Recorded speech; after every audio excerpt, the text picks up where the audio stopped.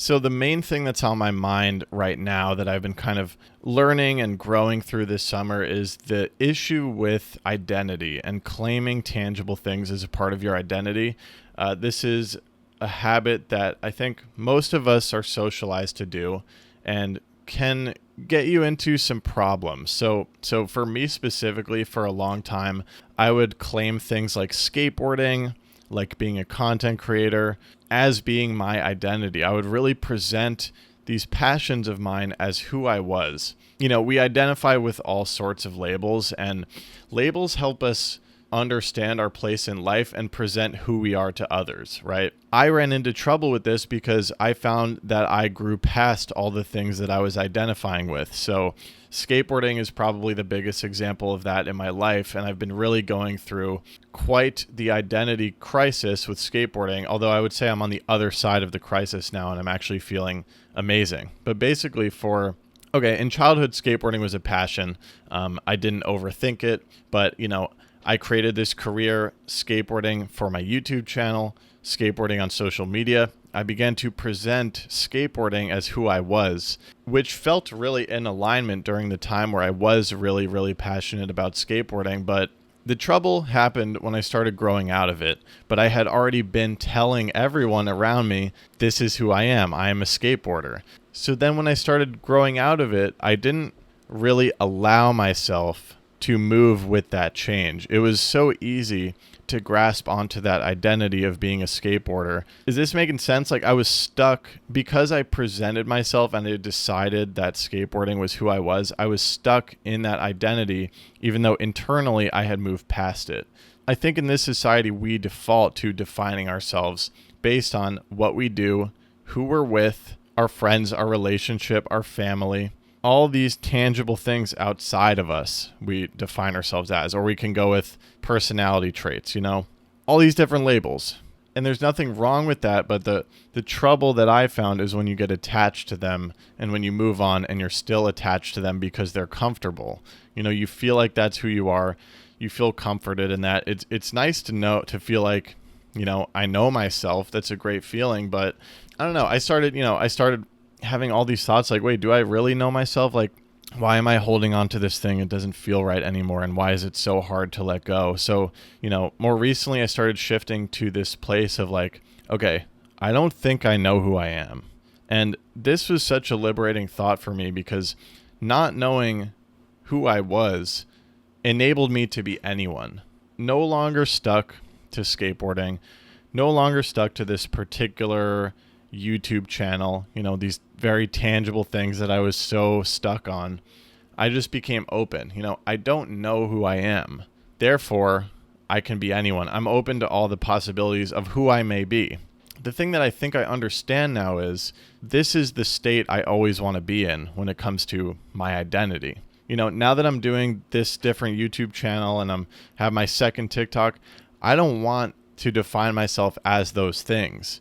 I want to be this amorphous, ever-changing entity of pure potential.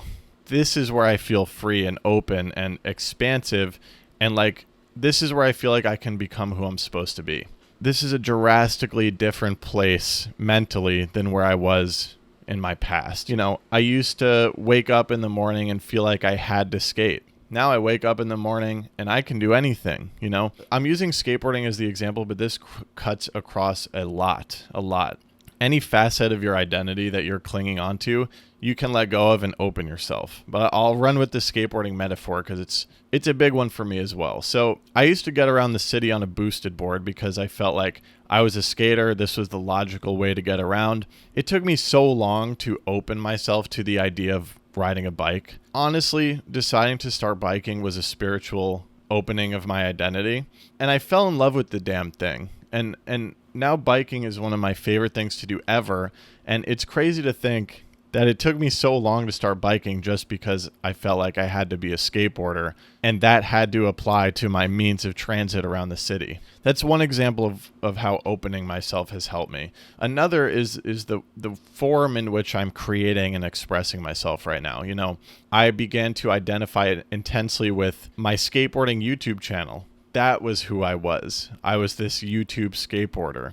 That got me stuck in another hole. Letting go of this identity thing of me having to be this YouTuber allowed me to take a step back and start creating how I want to create. I'm exploring, I'm tinkering, I'm playing, I'm creating, I'm being free. And I'm like affirming to myself that I have this space to create whatever I want. Like I am not this skater anymore. I am not this rigid idea of who I am. I can be anything.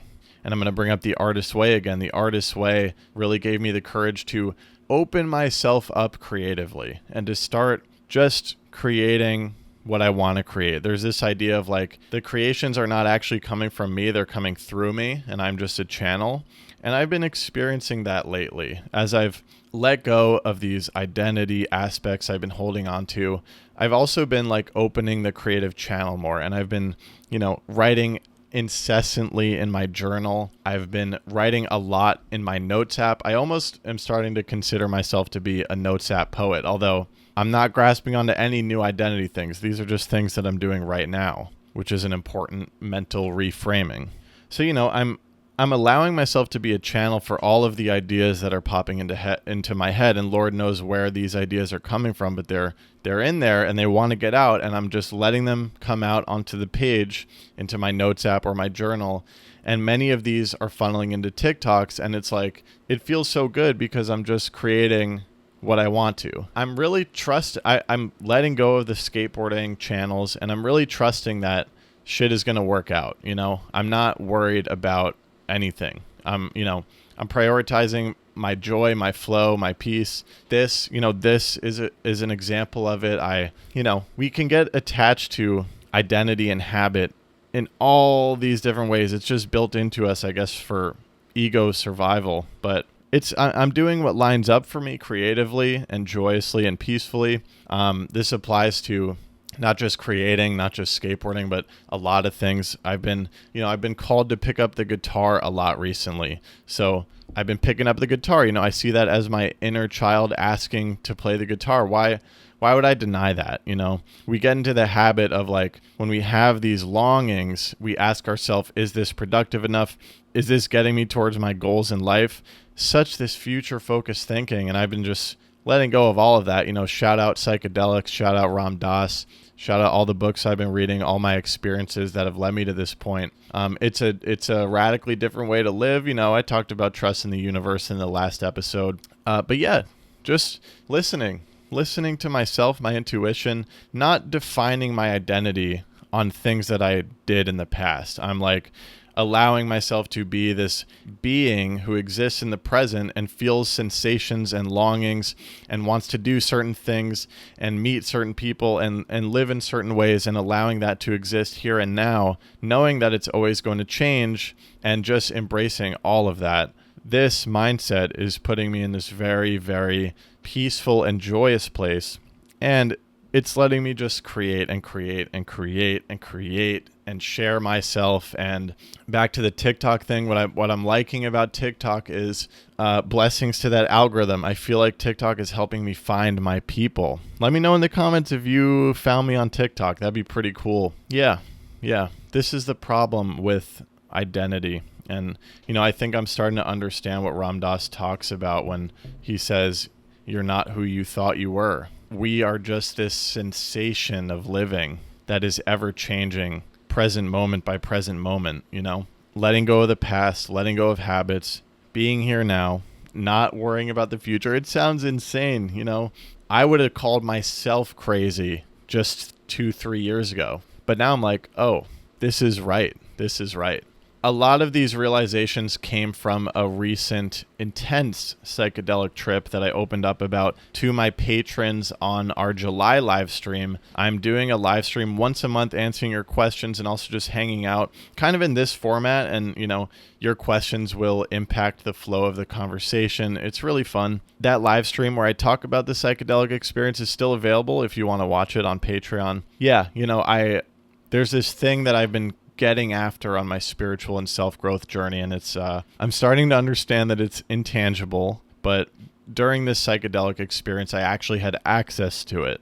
Now it's a memory, And I have I have this evidence, and I've had 2 intense psychedelic experiences now, and both showed me this element of truth that I can't quite fully access in the waking life, although there are little moments where I do, such as when I'm riding my bike and I enter the flow state, such as, it happens a lot to me when I'm sitting in the park and just soaking in the sun and feeling the interconnected energy between all people and feeling encapsulated by the August wind, this sort of thing. But in the waking life, it comes in glimpses. On psychedelics, I see it all. It's like, this is what I'm getting after.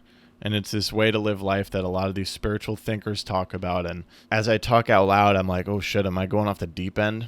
But that feels good. Gonna lean in, see how it continues to go. Be open to the possibility that you are not who you thought you were. This gives you access to that exciting open space that I've been talking about. This mindset is helping me get over self-consciousness because there is no identity I need to reinforce. I don't have to be good or social or suave. I can just be me in each moment. This is really the practical outcome that I've been fascinated with by this mindset, and it's that, I don't know, I'm just like this noodle walking around the world. I can go anywhere, be anything. I don't need to impress anybody anymore because, impress them by who I am? I don't know who I am.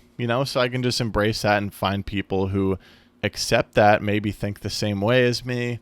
Last thing I'll say, cannot recommend enough using your notes app as a tool. Whenever you have thoughts or ideas, just put it in there. Don't think too hard about organizing. That's just another block that prevents you from creating freely. Put your thoughts in your notes app, your journal. Let it all flow out, in whatever form of creativity that is for you. Lyrics, poems, choppy thoughts, longer writings, whatever it is, Listen to your inner child, your inner artist. Create what you want to. Be free, have fun. Life ain't so serious all the time. It doesn't always have to be about money or your future. It can be about honoring yourself here and now. Okay, let me know your thoughts. Patreon, always appreciated if you want to support me. We got a private Discord, monthly live stream, continued discussions. I'll see you guys next week, hopefully, if I'm on top of my shit. But pretty much been doing every day on TikTok, so catch me there too. All right, peace.